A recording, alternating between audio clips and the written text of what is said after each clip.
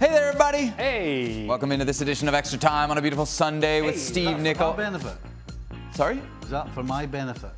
Your benefit? No, I mean more to annoy you is really why I do it at this point. Hey there, everybody. Was it for your benefit? Did you get a kick out of it? No, I just. Hey.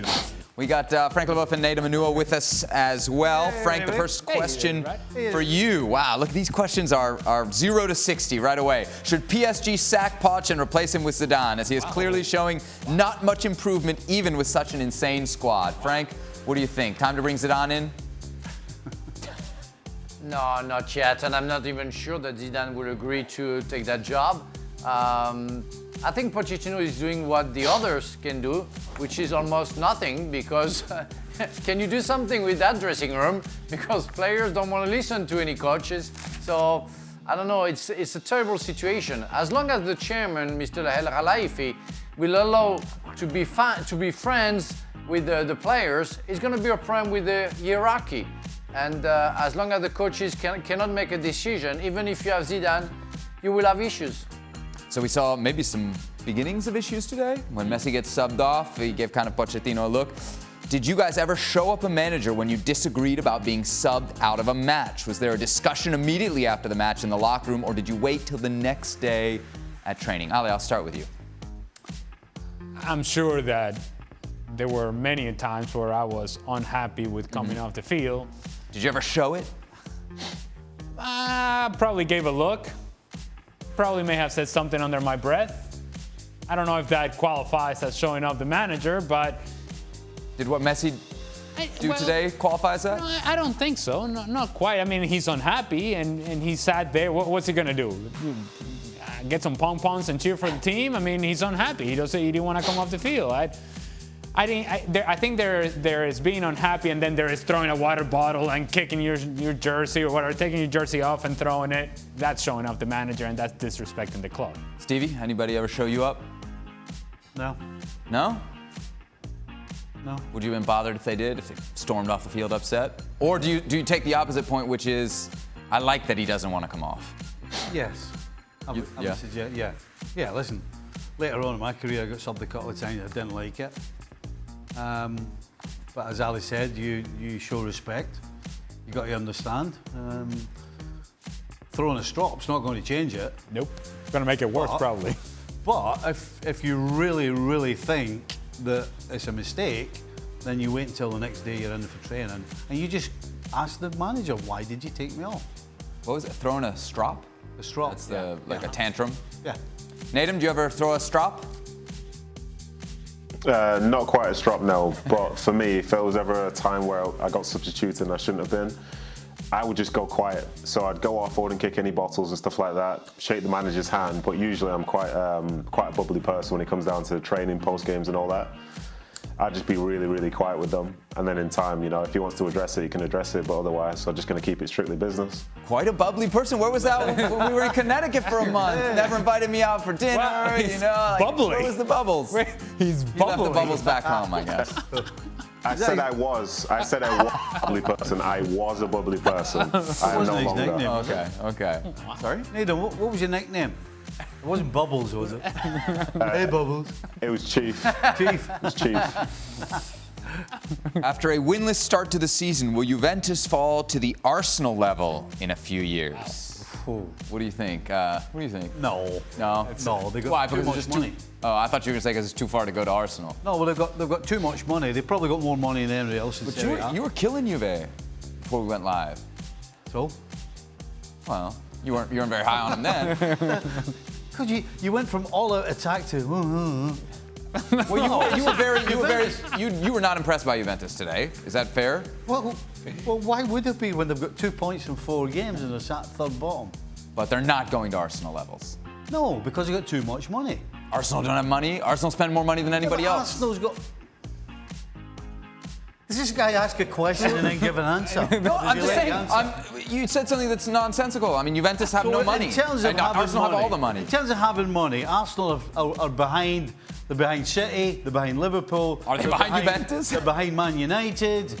I mean, so as far as that's concerned, it's going to be hard for them to get back up because of the financial side of it. But Juventus, in 3 or 4 years, we'll still have more money than anybody else in Serie A.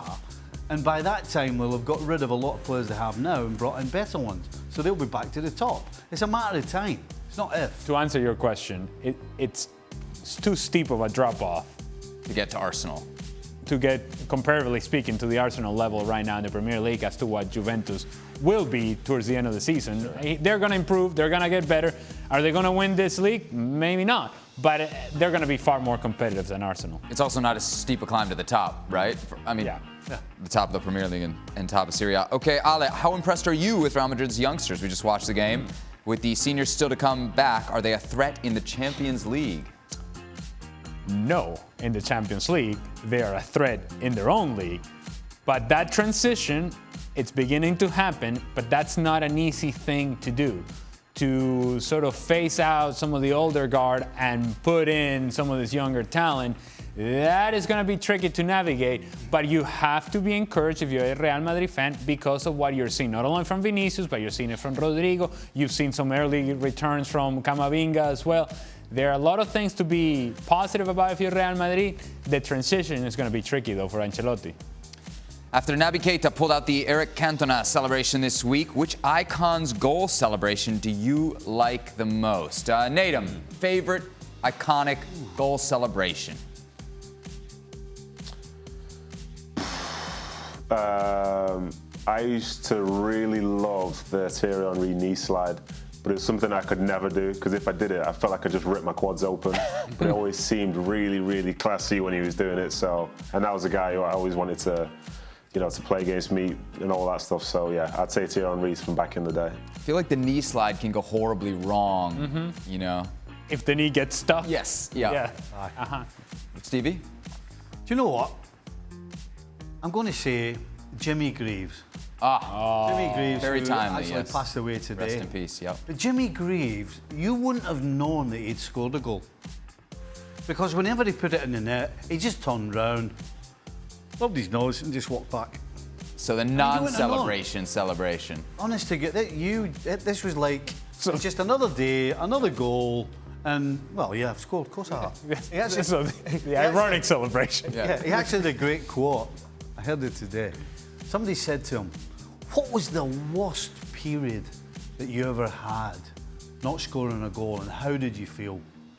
He said, well, I'll tell you what. He said, I felt terrible. He said, but the worst period I had without scoring a goal was at least 20 minutes. He said it was awful. And the numbers would suggest he wasn't lying. Yes. Oh, yes. In the 94 World Cup, Swedish player, I think his name was Kenneth Anderson. When he did this thing, that I had no idea what he was, but this, every time he scored, and to be quite honest, I was like, well, what is this guy doing? But then you couldn't stop watching. One of these. I like that. Sweden. Or the Spinorama by Brolin. I like that one too. That Swedish team was good, yeah? Semi-final run. Frank, favorite celebration? Yes, one, but first I want to say thank you to Stevie to name Jimmy Greaves and the kind of tribute that he's just made because he was a legend at my former club. But I remember a fantastic celebration for Roberto Di Matteo when he scored his first goal he scored for Chelsea, when he lay down on the side like that, and all players followed, and it was a nice picture of everybody. I think it was the picture of the year for the New Year's Eve from the club. I still have that picture. It's legendary at the Blue Stadium, so I love that picture from Roberto. Don Hutchison's math teacher provides our next question for the entire panel. It's a good one. Oh, no. Of all the clubs you have played for, which one had the best food? Let me see. Who do I think here has the most expansive culinary taste? So I'll come to Stevie last. Frank, I'll start with you first. Best food.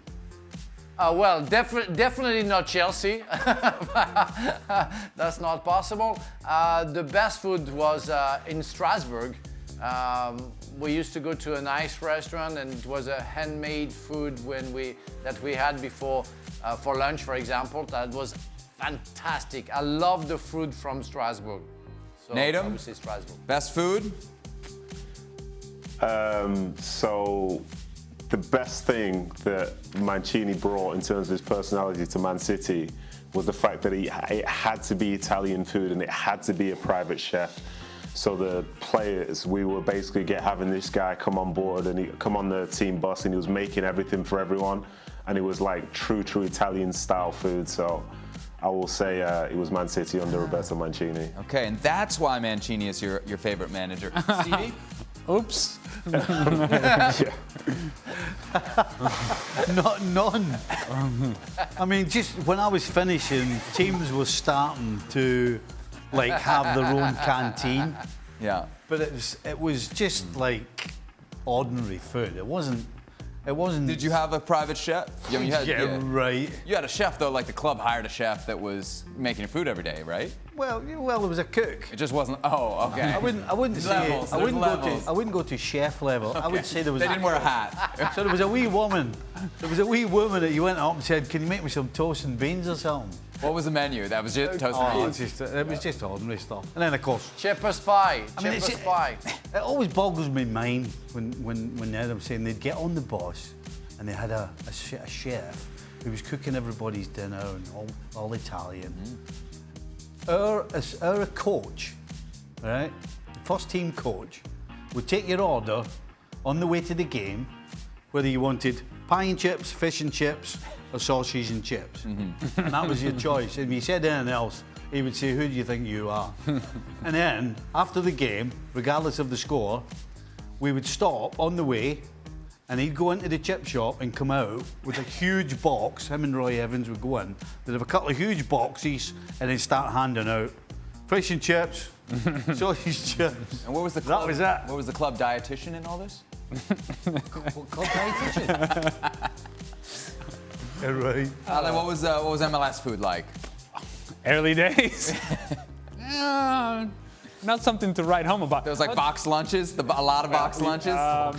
Don't look at me like I'm lying. Don't look at me like I'm lying. I worked for an MLS team once. There was a potential for that. I would say that the best gastronomical experience that I had as a player was actually in preparation for Copa America 2011. It was in Argentina, and the last part of the preparation, the last, I would say 10 days or so, were actually in Argentina.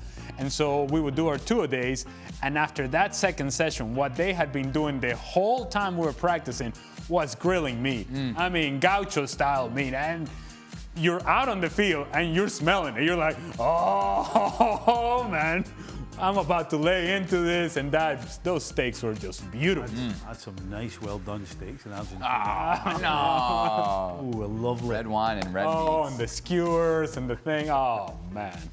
How'd Venezuela do in that Copa America, by the way? Oh, well, we came in 4th place. There The you best go. we've ever There done. you go. There you Best go. we ever done. Historic performance. Historic. Best Tyler ever. Moreno that we've leading ever the done, line. Yeah. Have any of you ever tried to kick an American football? If so, how did you do?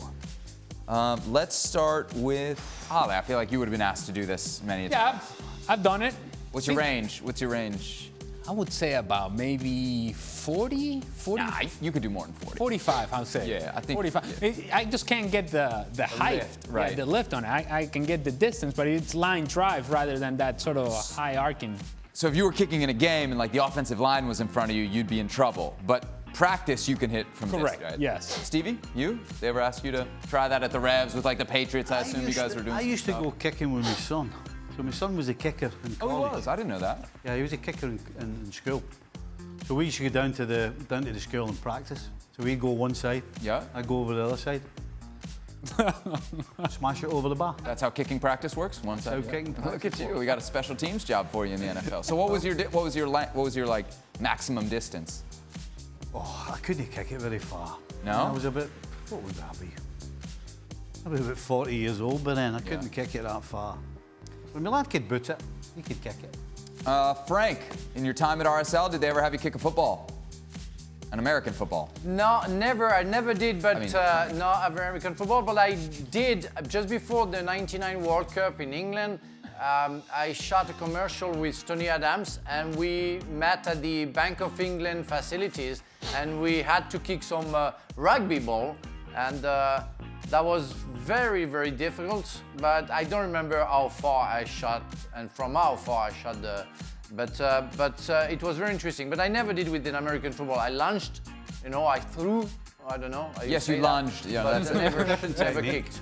A rugby ball Where? with different I never technique. kicked. Isn't the rugby ball bigger and lighter? Bigger. And lighter too, right? And you're punting it more. Or no, you're kicking off the ground, you're drop kicking it? No, you're kicking it. You can do that, but actually place kicking is a completely different skill to American. Kind of from the football. angles too, yeah? Is that right? So, but Yeah. when you make the kick, that's when the referee goes like that, right? No, No? that's American football. No, that's Oh, this that's one. this. What is this? The what is rugby. this? I No, thought that's that- baseball. That's baseball. Oh, thanks, yeah, Frank. That's baseball. Yeah, I don't. Aussie rules were being told in my Aussie rules, earpiece. correct. Obviously, I meant Natum during your time. Well, and at that's a different ball as well. Aussie rules. It is? Aye. Yeah. That's a completely different skill as well. Natum, when you were at RSL, because we know Frank's time at RSL was very brief. Natum, have you? Anyway, on a scale, right? On a scale of 1 to 10, Yeah. how interested was he in that last story I said about Aussie rules? A different skill. He was not, because he very quickly What is moved it on. It was like, shut up. Yeah, like you You want to tell me more about your say. Do you want to tell me more about the Aussie rules? don't Ball? want to- Is you it don't want to lighter, talk- bigger, smaller? No, you're all right. You don't want to talk to me, so don't bother now. You're my favorite, you know that. Yeah. What? Wait a minute, I'm right here. What's he? I am sitting right here, literally What is right he? here. You're John among Miller. my favorites. You're among my favorites. Sebi, how can you lie? How can you lie to those two people? I'm listening. You told me I'm your favorite. That's right. Well, I'll tell you what. You've had some day. You've smashed Bubbles. I didn't Natum. smash bubbles. You Yeah, you smashed Bubbles. You know, you mentioned Frank. Well, he told him that he played at RSL. Yeah. We're talking about a World Cup champion, by the way. Yeah. Good job, Seb. Good Yeah. preparation. Don't forget. Yes, it's one of those days. Never forget. Yes. Have any of you tried to kick an American football? Natum, did you ever try to kick an American football? And if so, what's your range? No. No, I haven't. No. I can barely kick a soccer ball, so what chance have I got of American football? Look at that. Humility. Humility. Yeah. Listen, this is a World Cup champion. That's Yes. a World No. Cup champion next to No. me. Yeah, That's speaking of another humility. Speaking of humility. So, Seb, That's boring how about life. You? How about you? How's your range in kicking a Yeah. football? I've kicked a football quite a bit. And 40 in, I'm a lock. I'm a lock. Yeah. Yeah. Mentiroso! No, Mentiroso! Ninguna mentira aquí. No. Mentiroso! Let's go. I'm not having that. I'm a 40 and I'm a lock. lock? 40 I'm and a then lock. you're a I'm lock. automatic. Yeah, right. Once we get past 40, I'm then it's a stretch. And once you start reaching with your leg, that's when your mechanics go kaput. I mean, and it's look, over. I would have taken the fact that you said 40, but when you said a lock, that's it. A lock. You A lost lock. me. A lock. You from lost me 40 then. in. No chance. 40 in. A lock. Not a chance. Well, thank you very much for watching ESPN on YouTube. For more sports highlights and analysis, be sure to download the ESPN app. And for live streaming, premium content, and let's not forget as well, ESPN FC 7 days a week. Subscribe to ESPN Plus.